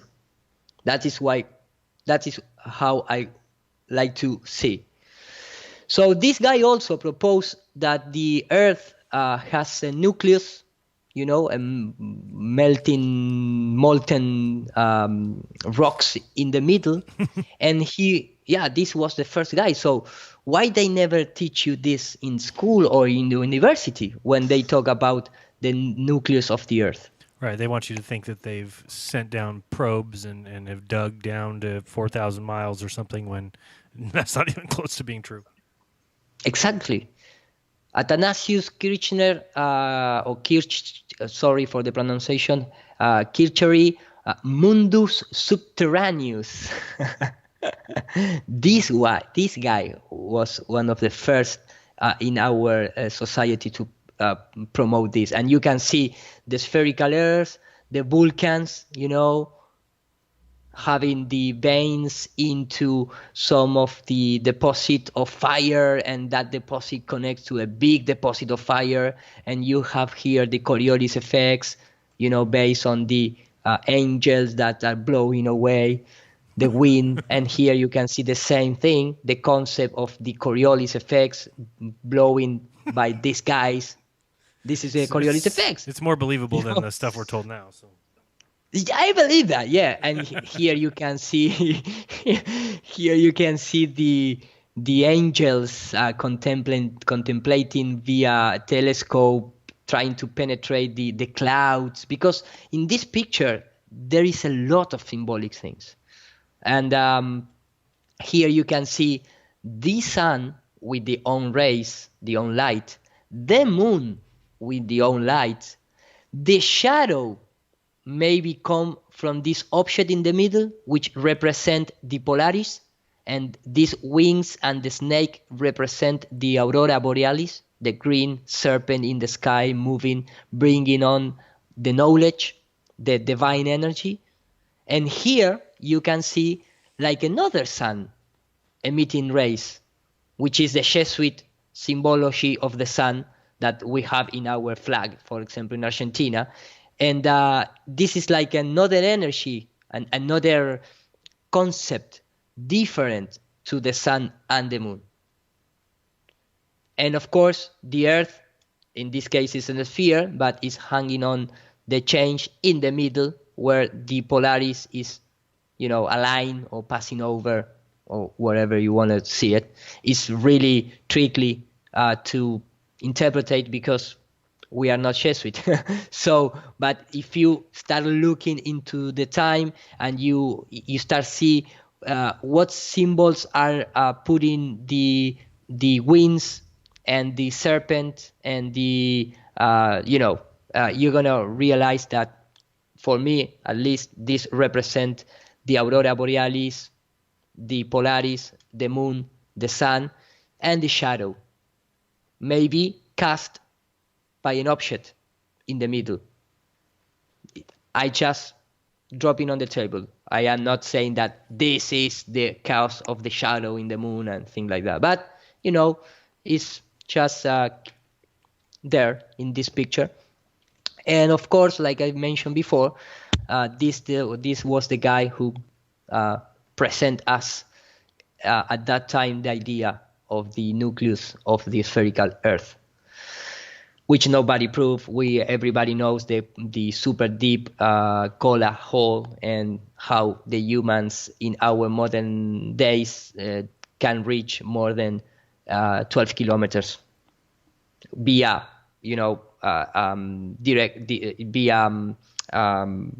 machines, and maybe with some radar bounces, you can reach 30-40 kilometers. It doesn't mean that the Earth is a sphere. Only means that the Earth has volume, nothing like that, and nothing more than that. Nothing more. Nothing telling us there's a molten iron core. Exactly. So this is what I talked earlier. I mean, don't forget that the Vatican has the most important library out there for share with the people and try, but they never gonna show you and share with you. So forget about that. But why they go into the secrecy? Like this guy, into secrecy all the time. And that, you have the famous speech with Kennedy talking about how disgusting is in our days talking about the secrets and the secret societies. And these are the secret societies. So we are going good, Jen? Yeah, I would say continue some more. Okay, perfect. So when you start, after this religious institution, then go to this intermediate institution like the Kabbalah and the alchemists and the Masonic guys, blah, blah, blah. Then come to the universities, and the modern universities was directed by Masonic guys. And that is why there is out there a lot of books that call about the invisible college, the modern birth of science and cultural institutions, and was made by the Royal Society. So when you start looking into the Royal Society, you're going to come across which was the father of the Freemasonry and the Royal Society. And one of those names are the guy who called Elias Ashmole. So he's considered one of the father of the Freemasonry and contribute to his extensive knowledge related to the Egyptian and Hermetic symbol. So you have the connection. He dealt with astrologers, alchemists, mathematicians, and a large number of scholars, along with whom he founded the Royal Society of London and the Philosophical Society of Oxford. So there you have it. I mean, this is the educational system that in our days are based. It's based on alchemists, mathematicians or magicals, Egyptian and Hermetic symbols, and was created by Freemasonry. And who created Freemasonry? The Jesuit order. And who created the Jesuit order? The same school of mystery of the beginning of time. So when you go to Elias Ashmole, you can see a few pictures trying to establish the idea of the spherical Earth, but he also talked about the flat Earth I mean, it's like, if you are inside of these circles, you're going to have some kind of teaching, and outside this circle, you're going to receive another kind of teaching. And that is what is happening today, based on how you pay. But it doesn't matter at what school you go, you're going to receive the same heliocentric model. I didn't know any kind of university that doesn't promote that. It doesn't matter how much you pay. You're going to be a slave. Right. So after that, when this guy died, when the magus of Freemasonry, when Elias Ashmole, which is considered a scientist, alchemist, and founder of the Royal Society, dies, it's come this guy, Robert Plot, which he have a really nice surname to all this situation, because when I start looking into trying to associate the crop cycles into the flat earth, this is the guy who present not just the crop cycle, also the first concept art of a dinosaur. And again, nobody talks about this guy in any university that I know. This was an English naturalist, first professor of chemistry at the University of Oxford, and the first keeper of the Ashmolean Museum. In 1686, British naturalist Robert Plot reported on rings or arcs of mushroom, and then comes the famous history of the mowing devil, which was like the first idea of the modern crop cycle. And it's like the aliens. You're saying crop circle, right? Not crop circle. Yeah, crop cycle. Mm-hmm. I pronounce bad. Sorry. No, it's good. You're saying cycle. I thought crop circle. No, sorry. Crop circles. There you go. Okay, so thank you. But I mean, don't mess up again. There's like be a test at the end of this. Okay, thank you, man. thank you. And but it's like the ET is getting better as the modern life come better. I mean, at the first time they draw like this kind of shit in the crops, but even past the time, when the time go by and the technology get better and better, the ETs create better crop cycles. Where is the advanced technology of this alien, Yeah, it came along something with like. Yeah, they teach with us. Yeah. They are friends of us. Yes. Learn at the same pace, I guess. Exactly. And this was the first guy who proposed the dinosaurs. It doesn't Darwin or some of his friends. This was the first guy who drew the concept art of a dinosaur, which, is a little suspicious, at least for me. Before they found any bones. Before nobody found any bones. Right. So when you start looking, you can see how they make like some reverse engineering, because they took, a little of turtles, a little of giraffe, and a Komodo dragon and rhino, and they created Triceratops, and they created the T-Rex, and it's just that, it's like the first movies of alien invasion in Hollywood. Mm-hmm. They took, like, for example, a little lizard or little ant, and they film with these lenses, and they create like a huge ant walking into the city. And this is the same thing.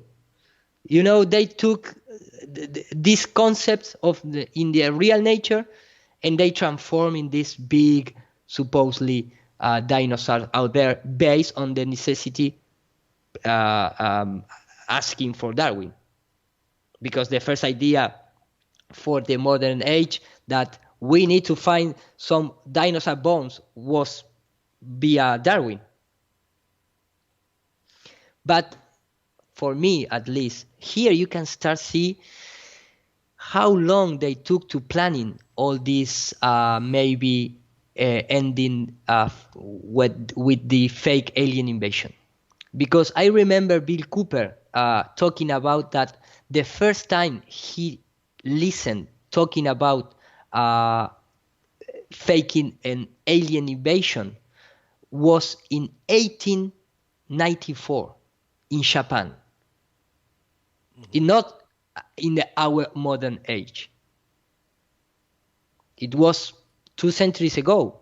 And 4 centuries ago, you have like the first of the beginning of this, ET, alien beings presented. So, in our age, in our times, you're going to still have the same institutional system, which is based in Jesuit schools and universities. Of course, the first, the father or the highest guy in the creation of the Jesuit order supposedly is Loyola, which come from Spain, and that is why you have universities with that name all over the place.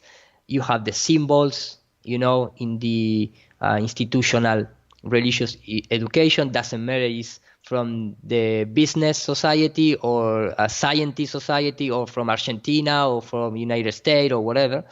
And the people, maybe they don't know that this, all the time when you see this in the round of conspiracy guys, all the time they talk about the Saturn cult, the cult to the Saturn. But they are based on Jesuit. I mean, when you get over the university, they dress up you like a Jesuit. And that is really profound, because this is what I'm trying to talk all this time. I mean, when you go to this institution, you have doubt with this guy because you become like a Jesuit. It's not just you receive education. You transform yourself to these guys. Mm-hmm. And of course, they put the same kind of dress and the same kind of colors. And you have, for example, in the University of Yale, referring to Lux Spiritus, which is like light is the true. All these references to the light, to Luciferian situation. Then you have, for example, another way of coding the reality, which is writing or talking in Latin. And here you have, for example, the OTAN. OTAN have another arm, which is called SHAPE, the Supreme Headquarters Allied Powers of Europe. And in their own logo, they have Vigilia Pretium Libertaris, which is mean the price of freedom is the surveillance. And this is an institution that still are working. And that is when you start looking how much increase the surveillance of the citizens. Jeez. But they tell you in the face, you want to freedom? This is a price. Mm-hmm. So, for finishing the presentation, for example, some people believe that maybe the words are not important or they are just, random created words. One of the most important words that I learned in this study of how the words are created, it was the word family. Because the word family is presented really, really, with so power to the society by the church. The church is who present the family is the first, all the family together, our family, the family of that or family of this. But of course, because the word family, which comes from Latin, it means slave directly. It means servant or slave. In fact, the word famulus, which here in Argentina, when people come from the Hollywood scenario, we call them famoso. famoso, famulus, it means slave or of the elite.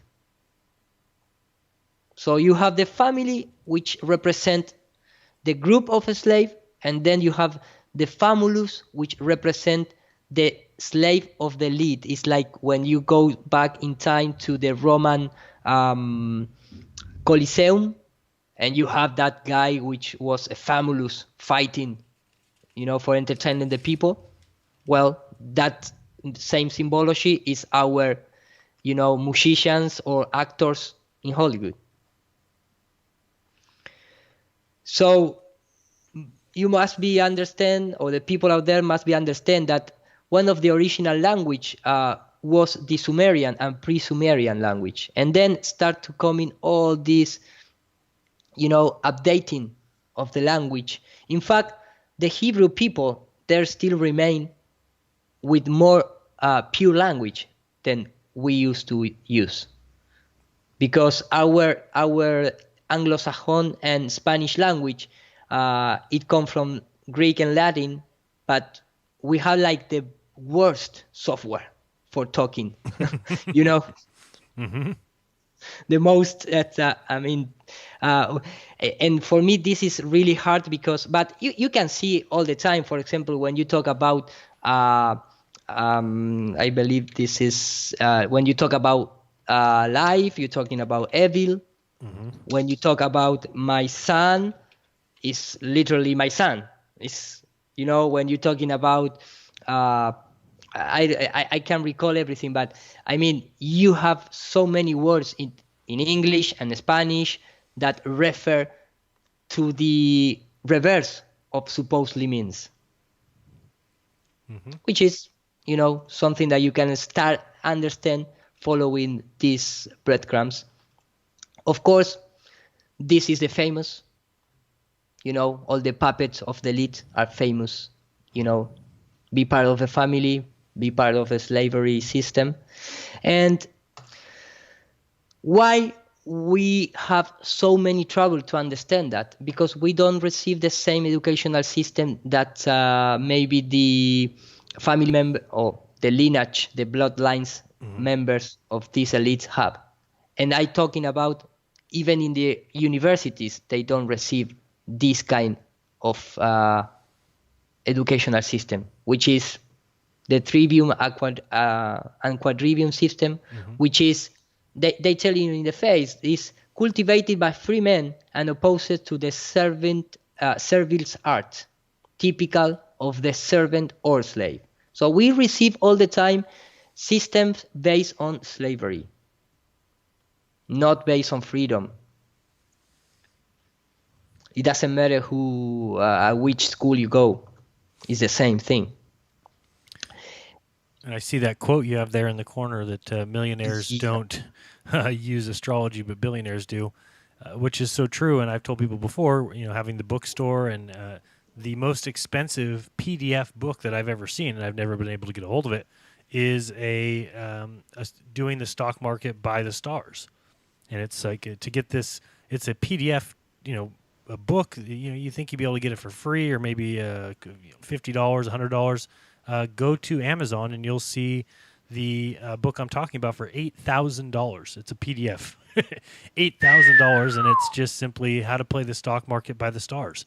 So if you think that that's crazy, and that's up to you, but you got the J.P. Morgan quote right there telling you that the millionaires don't use astrology, the billionaires do. So yeah. Hey, go ahead. No. Sorry. Keep going. Nope, go. Okay. No. What I mean is, that is why is, when you talk about astrology and astronomy, there is this historical battle, because from the astronomy, they want to use the word astrology, because astrology means the study of the stars, but astronomy, it just means naming of the stars. You are not studying the star, you are just naming.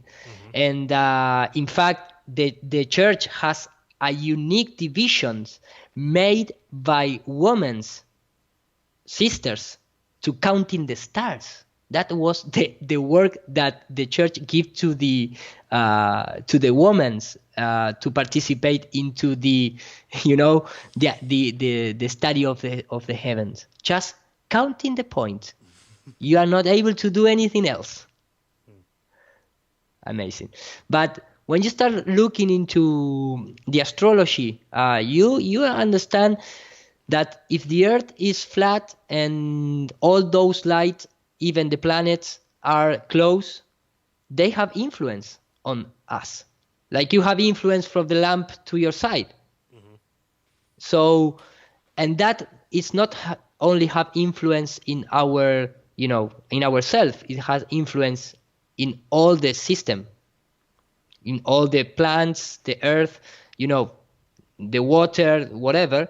So that for me is a really good quote, because that he's telling you that, if you don't understand the cycles, you're never gonna understand the real world.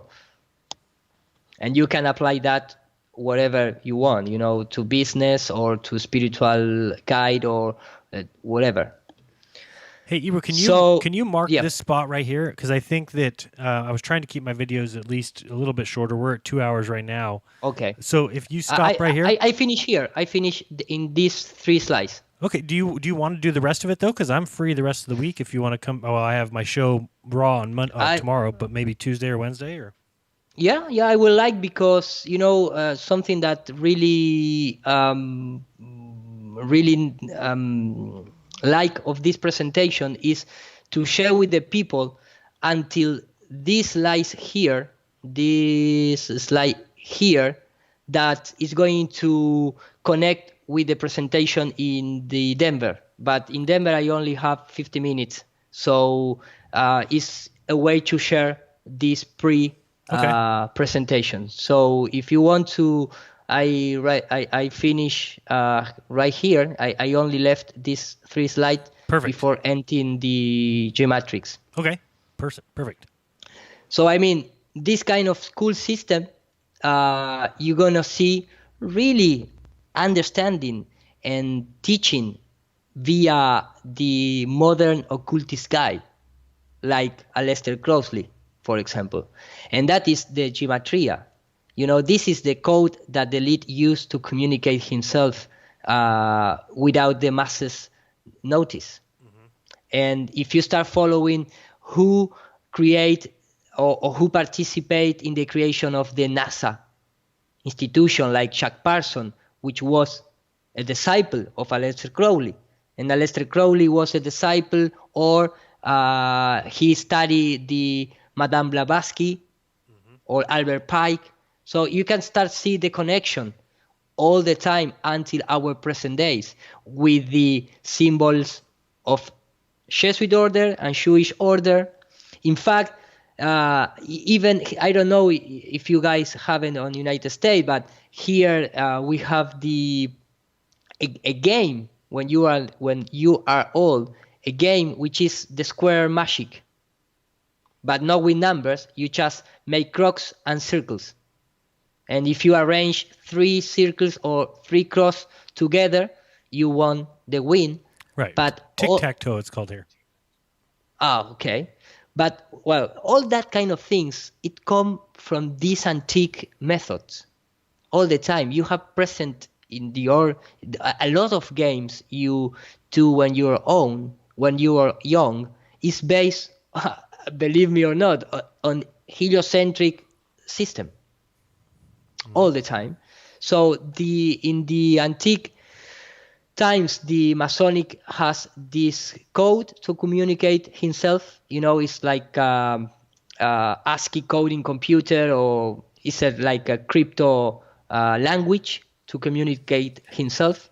This is the magic square of Jupiter, the magic square of Mars, and the magic square of Saturn. And all the time they use all these names of the planet, of course. So you can start here, see the connection. And when you start realize that at the end of all this knowledge, it's resumed into vibration. Because a symbol is a vibration to your brain, An equation is a vibration to your brain. The voice, when you speak, when you write a letter, when you write a word, all those are vibrations.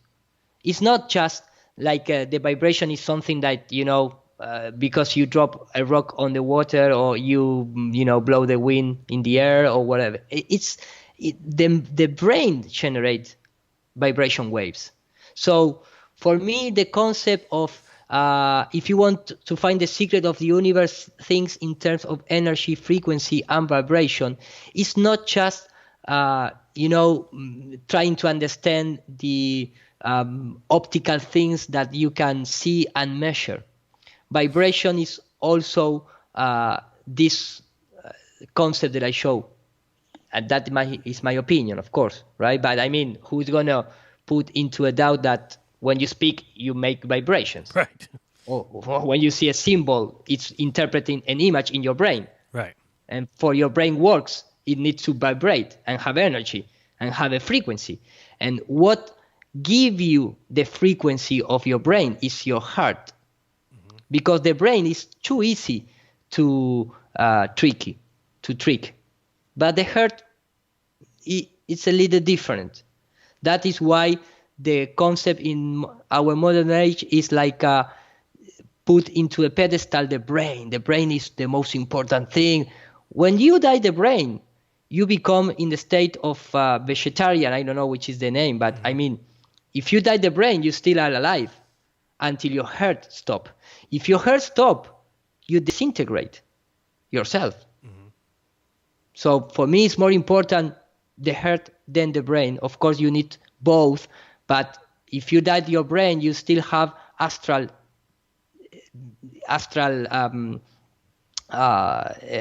emotions. A lot of people that come from the coma talks about seeing the things in the room or have other experience out there. So this is the concept that I like to think beyond the standard concept of Nikola Tesla. And I finish here the presentation, this first part. This is, for me, the Aurora Borealis is like the most, optical concept of the divine energy, of the creation, of the energy that's the ether, or whatever you want to call it. And after this, man, we can finish here, and other time we enter into the schematrix, which means combining the gematria and the actual world that is surround us. Okay, super. So yeah, I'll talk to you, and if you can do it Tuesday or Wednesday, let's do this again. This way you can continue and finish off your presentation. I know I talked a lot, which I'm sure kept you from moving swiftly through it. So no, man, I really enjoy that. I really respect your opinion, man. For me, it's better if we do like this. Cool, awesome. Yeah, I like it too.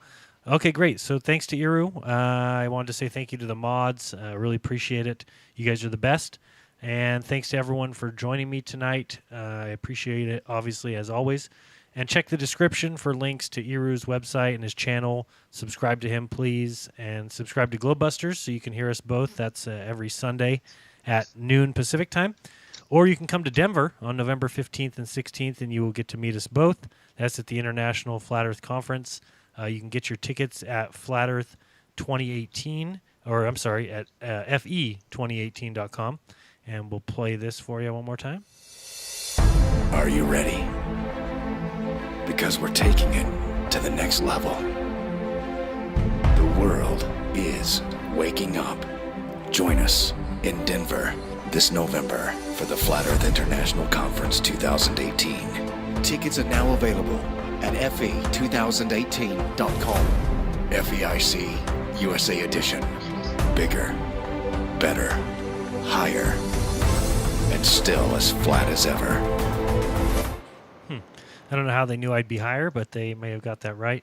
So be there or check it out online. It's going to be great to meet all the new people and some of you that we haven't seen in a year. So join us. It'll be great to see you again, Iru. Hopefully you have an easier time going through customs than last time.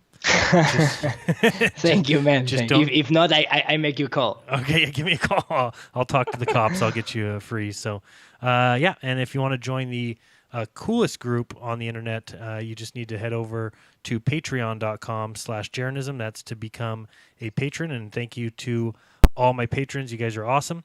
And thank you for everyone for your support. You can also support me at paypal.me/Jeran. And if you want to donate to Iru, he would love it. He needs it a lot. Money's not quite the same down there as it is up here. So a little bit from us helps him a lot. And he's got his trip coming up to Denver here in about a month. So you can donate to Iru at paypal.me/Nur, N-U-R, para, P-A-R-A, Todos, T-O-D-O-S. So that's paypal.me/Nur, para, Todos. And lastly, if you want to help me by not paying anything, you can go to my Amazon link. I get a percentage of all the sales there, and that link is j.mp/JeranAMZ, or just go to jeranism.com. You can click up in the upper right-hand corner and hit Amazon, and you just go there, and you don't pay anything different. You do your normal shopping, and then I get a percent. So I'm certainly not telling you to go shop at Amazon. If you don't do that, that's just for those who do shop Amazon. If you do and you use my link first, you can help me out a little bit with that, and I certainly do appreciate it. So, and I think that was all I had going for tonight. And again, Iru and I will be back later this week, probably Tuesday or Wednesday, and that will be awesome. So other than that, be kind to everyone and don't lie. And remember to do your own research, because if you do, you'll never again believe what you've been taught. So till later this week, or till tomorrow night on Raw, which is 6 to 8 p.m. Pacific, and that is on Truth Frequency Radio. So join me over there. Till then, guys, it's been fun. This has been Jeranism. Till next time, peace. Peace.